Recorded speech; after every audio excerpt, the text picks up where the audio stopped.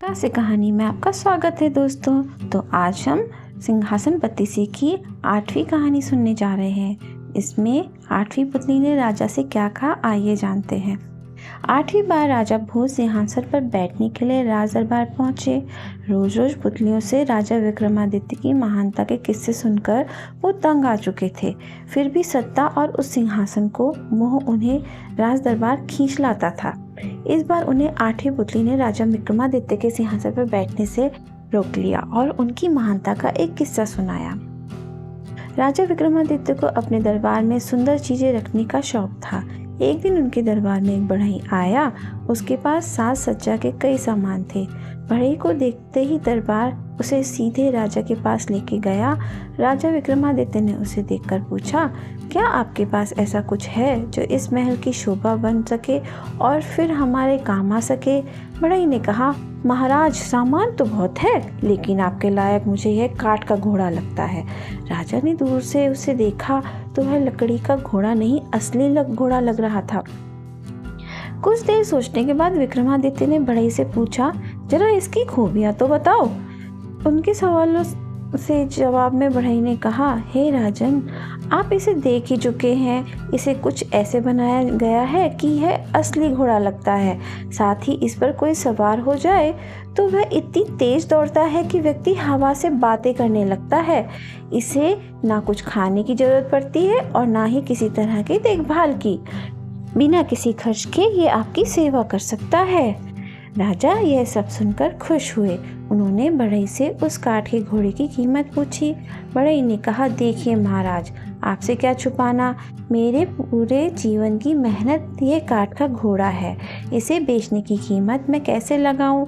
आप जान ही गए हैं कि मैंने अपनी पूरी जिंदगी इसे बनाने में दी है। आप खुद ही इसका मूल्य लगाकर पैसे दे दीजिए। विक्रमादित्य ने तुरंत मंत्री से बढ़ई को 1,00,000 स्वर्ण मुद्राएं देने को कहा। इतनी बड़ी कीमत सुनकर बढ़ई का मन प्रसन्न हो गया। इधर बढ़ई 1,00,000 स्वर्ण मुद्राएं लेके अपने घर को चला गया। उधर राजा ने काठ का घोड़ा सुरक्षित तरीके से तबेले में रखने का सेवक को आदेश दे दिया। कई दिन बीतने के बाद विक्रमादित्य के मन में हुआ, क्यों न काठ के घोड़े की सवारी की जाए, पता भी चल जाएगा कि घोड़ा कैसे दौड़ता है। उन्होंने अपने मंत्रियों से जंगल विचरण के लिए काठ का घोड़ा तैयार करने को कहा। उसे अच्छे से सजाकर अन्य मंत्री भी राजा के साथ जाने को तैयार हो गए। सभी असली घोड़े पर बैठे और राजा काठ के घोड़े पर बैठ गए। राजा ने घोड़े को दौड़ने के लिए जैसे ही पैर मारा, घोड़ा तेजी से दौड़ने लगा। वह घोड़ा राजा को तेज गति से बहुत दूर ले आया। राजा ने आसपास देखा तो उनके मंत्री और दरबारी के लोग कहीं दिखाई ही नहीं दिए। राजा अनजान न सुनसान जगह पहुंच चुके थे। कुछ देर बाद राजा ने एक बार फिर अपना पैर मारा। फिर से राजा का इशारा मिलने पर घोड़ा ऊपर आसमान में हवा की गति से तेज दौड़ने लगा। अब राजा को घबराहट होने लगी। उन्होंने तुरंत घोड़े को जमीन पर उतारने का इशारा किया। घोड़ा आज्ञा का पालन करते हुए नीचे आने लगा, लेकिन घोड़े की रफ्तार इतनी तेज थी कि वो एक पेड़ से टकरा गया। पेड़ से टकराते ही घोड़ा चूर चूर हो गया और राजा किसी जंगल में गिर गए। नीचे गिरते ही उन्होंने अपने पास एक बंदरी को देखा। वो राजा को कुछ इशारा कर रही थी। विक्रमादित्य उसी बात को नहीं समझ पा रहे थे। राजा जैसे ही जमीन से उठे तो उन्हें पास में ही एक कुटिया दिखी। वह वहां जाकर हाथ पैर धो के और पेड़ से कुछ फल तोड़कर खा लिया। अब राजा पेड़ पर चढ़कर विश्राम करने लगे। शाम के समय उस कुटिया में एक सन्यासी पहुंचा।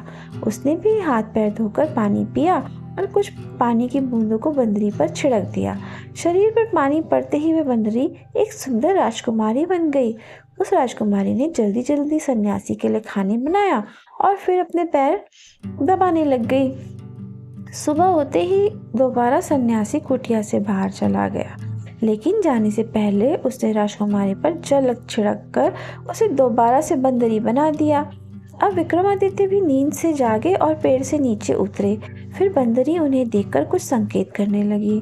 राजा उसे नहीं समझ पाए और अंदर जाकर हाथ मुंह धोया। उसी जगह पर बंदरी आकर खड़ी हो गई। उसी समय बंदरी पर पानी की कुछ छींटे पड़ गए। देखते ही देखते बंदरी फिर राजकुमारी बन गई। राजा ने जैसे ही बंदरी को राजकुमारी बनते देखा तो वह हैरान रह गए। विक्रमादित्य ने उससे इस बारे में पूछा। राजकुमारी ने बताया, मैं कामदेव पुष्पावती की बेटी हूँ। सालों पहले मुझसे गलती से एक बाण सन्यासी को लग गया था। तब उन्होंने गुस्से में मुझे श्राप दे दिया कि मुझे उम्र भर बंदरिया बनकर सन्यासी की सेवा करनी होगी। मैंने सन्यासी को बहुत समझाया कि तीर उन्हें गलती से लगा था, लेकिन गुस्से में उन्होंने मेरी एक भी बात नहीं मानी। कुछ देर बाद सन्यासी ने बताया कि राजा विक्रमादित्य आकर मुझे इस श्राप से मुक्ति दिलाएंगे और पत्नी बनाकर अपने साथ हमेशा रखेंगे, लेकिन ऐसा तभी हो पाएगा जब सन्यासी से मुझे कुछ भेंट मिले। राजा विक्रमादित्य सब कुछ समझ गए। उस राजकुमारी की परेशानी को देखकर उन्होंने उसे शाम को सन्यासी से उपहार मांगने को कहा और संग ले जाने का वादा कर दिया। इसके बाद राजा ने उस राजकुमारी पर पानी डालकर उसे दोबारा बंदरी बना दिया। शाम को फिर सन्यासी घर आया। उसने बंदरी पर पानी छिड़ककर उसे राजकुमारी बना दिया। राजकुमारी बनते ही उस महिला ने कहा कि उसे कुछ उपहार में चाहिए। उन्होंने तुरंत एक कमल का फूल उसे दे दिया। सन्यासी ने राजकुमारी को बताया कि यह फूल कभी नहीं मुरझाएगा और रोज एक विशेष रत्न देगा। फिर सन्यासी ने कहा, हे सुंदरी, मुझे पता है कि विक्रमादित्य यहाँ आ चुके हैं। तुम उन्हें बुला लो और खुशी खुशी उनके राजमहल चली जाओ। इतना सुनते ही राजा स्वयं वहां आ गए और राजकुमारी को अपने संग लेकर जाने के लिए अपने बेतालों को वहां बुला लिया। अपने राज्य पहुंचते ही राजा को देखकर एक बच्चा रोने लगा। विक्रमादित्य जब उससे रोने की वजह पूछते हैं तो उसने राजा को वह कमल मांग लिया। उन्होंने खुशी खुशी उस बच्चे को कमल दे दिया और अपनी पत्नी के साथ राजमहल पहुंच गए। कुछ दिनों बाद दरबार में एक व्यक्ति को रत्न चुराने वाला चोर कहकर पेश किया गया। राजा ने जब व्यक्ति से पूछा तो उसने बताया कि महाराज, मेरा बेटा एक दिन घर में कमल का फूल लेके आया। वो रोज एक कीमती रत्न देता है। उन्हीं को लेकर मैं बाजार में बेचने को निकलता हूँ, लेकिन आपके सिपाहियों ने मुझे पकड़ लिया। व्यक्ति की इस बात को सुनकर राजा बहुत दुखी हुए। सिपाहियों पर गुस्सा करते हुए राजा ने कहा, बिना सोचे समझे किसी को भी चोर बोलकर पकड़ लेना सरासर गलत है। आगे से इस तरह की हरकत नहीं होनी चाहिए। इसके बाद राजा ने उस व्यक्ति को छोड़ने का आदेश दिया। उसकी परेशानी को देखकर राजा ने पूछा, बताओ यह रत्न तुम कितने में बेचना चाहते हो? वह गरीब डर के मारे कुछ नहीं बोल पाया। राजा ने तुरंत दीवान को रत्न के बदले 1,00,000 मुद्राएं देने को कहा। इतना सुनते ही 8वीं पुतली पुष्पवती ने कहा, राजा, इतना महान और दानी होना चाहिए, क्या ये सब गुण तुम पे है? बताओ, अगर ये गुण हैं तभी इस सिंहासन पर बैठना, वरना नहीं। इतना कहकर वह पुतली विक्रमादित्य के सिंहासन से उड़ गई। इस कहानी से ये शिक्षा मिलती है, बिना सोचे समझे किसी पर आरोप नहीं लगाना चाहिए। सिंहासन बत्तीसी की 9वीं पुतली मधुमालती की कथा। 9वें दिन राजा भोज दरबार पहुंचे और विक्रमादित्य के सिंहासन पर बैठने लगे। इस बार उन्हें 9वीं पुतली ने सिंहासन पर बैठने से रोक लिया। उसने कहा, यहाँ बैठने के लिए तुम्हें राजा विक्रमादित्य जैसा होना पड़ेगा। इतना कहकर वह विक्रमादित्य के गुणों को बताने के लिए कहानी सुनाने लगी। सालों से शासन करते हुए एक बार राजा विक्रमादित्य के मन में हुआ कि प्रजा की खुशहाली के लिए एक यज्ञ करना चाहिए। उन्होंने शुभ मुहूर्त देखकर कई हफ्ते तक चलने वाला विशाल यज्ञ शुरू कर दिया। राजा रोज मंत्रों का उच्चारण करके अग्नि में आहुति देते थे। एक दिन यज्ञ के बीच में ही गुरुकुल के एक ऋषि वहां पहुंचे। उन्हें देखकर राजा विक्रमादित्य उठकर उन्हें नमस्कार करना चाहते थे, लेकिन यज्ञ की वजह से वो ऐसा नहीं कर पाए। उन्होंने मन ही मन ऋषि को प्रणाम किया। राजा की विवशता को देखकर उन्होंने विक्रमादित्य को आशीर्वाद दिया। कुछ देर बाद यज्ञ खत्म होने पर राजा ने ऋषि को दोबारा प्रणाम किया और आने का कारण पूछा। ऋषि ने बताया, मेरे 8 शिष्यों का जीवन खतरे में पड़ गया है।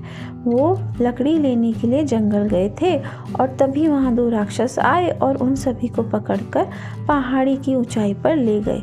शिष्य को ढूंढते हुए जब मैं वहाँ पहुँचा तो राक्षस ने बताया कि उन्हें माँ काली के समक्ष बलि के लिए तंदुरुस्त क्षत्रिय चाहिए थे, इसीलिए उनके शिष्यों को पकड़ा है। साथ ही राक्षसों ने चेतावनी दी है कि अगर कोई वहाँ उन बालकों को छुड़ाने के लिए गया तो वो उन्हें पहाड़ी से फेंक देगा। हाँ, अगर कोई मोटे पुरुष को बलि के लिए लेके जाएंगे तो वो बच्चों को छोड़ देगा। ऋषि की पूरी बात सुनने और उन्हें इस तरह परेशान देखकर राजा विक्रमादित्य ने उस पहाड़ पर जाने की इच्छा जाहिर करी। राजा ने कहा, हे ऋषिवर, मैं क्षत्रिय और हट्टा कट्टा दोनों हूँ। वहाँ जाकर मैं स्वयं माँ की बलि बन जाऊँगा और आपके शिष्य को राक्षस से छुड़वा दूंगा। राजा की ये बात सुनकर ऋषि बहुत हैरान हुए। उन्होंने कहा, ऐसा नहीं हो सकता। मैंने स्वयं को बलि बनाने का प्रस्ताव दिया था, लेकिन राक्षसों ने ठुकरा दिया है। अब स्वयं राजा की बलि ना तो राक्षस स्वीकार करेंगे और ना मैं ऐसा होने दूंगा। कुछ बच्चों के लिए प्रजा के दाता की बलि चढ़ाना गलत है। ऋषि की किसी बात को राजा ने नहीं सुना और पहाड़ पर जाने की जिद करने लगे। आखिर में उन्हें ऋषि ने कहा, देखिए मान्यवर, राजा का धर्म होता है कि प्रजा की रक्षा करे, चाहे उसके लिए राजा को अपनी जान ही दांव पर क्यों न लगानी पड़े। राजा का हठ देखकर ऋषि उन्हें अपने साथ लेकर चले गए। दोनों कुछ घंटों बाद पहाड़ की चोटी पर पहुंच गए। राक्षसों ने राजा विक्रमादित्य को देखकर पूछा, यहाँ आ तो गए हो, लेकिन शर्त के बारे में पता है ना? राजा ने जवाब दिया, हे राक्षसगण, मुझे सब पता है। मैं अपनी इच्छा से ही यहाँ आया हूँ। अब जल्दी से सारे बच्चों को छोड़ दो। राजा विक्रमादित्य की बात सुनकर एक राक्षस सभी बच्चों को लेके उन्हें पहाड़ की चोटी से नीचे छोड़ आया। अब जीवन के अंतिम क्षण में राजा ने भगवान को याद किया और माँ काली के आगे अपना सिर झुका दिया। तभी दूसरा राक्षस अपनी तलवार लेकर उनके सिर पर प्रहार करने लगा। राजा थोड़े ही परेशान हुए और लगातार भगवान का नाम जपने लगे। तभी अचानक राक्षस ने अपने हाथों से तलवार को नीचे फेंक दिया। सिर न कटने पर राजा ने जब पीछे मुड़कर देखा तो वो हैरान रह गया। दोनों राक्षस बहुत सुंदर युवराज जैसे दिख रहे थे। उस समय पर्वत की पूरी चोटी चमकने लगी और वातावरण में फूलों की खुशबू फैल गई। राजा कुछ समझ नहीं पाए और आश्चर्य से उनकी तरफ देखने लगे। तब दोनों ने राजा को बताया कि वो इंद्र और वरुण देवता हैं जो उनकी परीक्षा के लिए आए थे। दोनों देवों ने कहा, हमने तुम्हारी बहुत तारीफ सुनी थी, इसीलिए देखना चाहते थे कि तुम अपनी प्रजा के लिए क्या कुछ कर सकते हो। अपनी प्रजा के लिए जान दांव पर लगा सकते हो या नहीं। हे राजन, आपके अंदर प्रजा के लिए इतना प्रेम देखकर हम बहुत प्रसन्न हैं। इतना कहने के बाद दोनों देवों ने राजा विक्रमादित्य को आशीर्वाद दिया और अपने लोग चले गए। कहानी पूरी होते ही नवी पुतली मधुमालती ने राजा भोज से कहा कि अगर आपके अंदर ऐसे गुण हैं तो सिंहासन पर बैठने के लिए आए, वरना इस बारे में सोचना छोड़ दे। इतना कहकर नवी पुतली वहां से चली गई। कहानी से सीख, हिम्मत और साहस से हर परिस्थिति का सामना करना चाहिए। किसी को मुसीबत में अकेले छोड़ने की जगह उससे बचाने की कोशिश करनी चाहिए। Thank you, bye bye.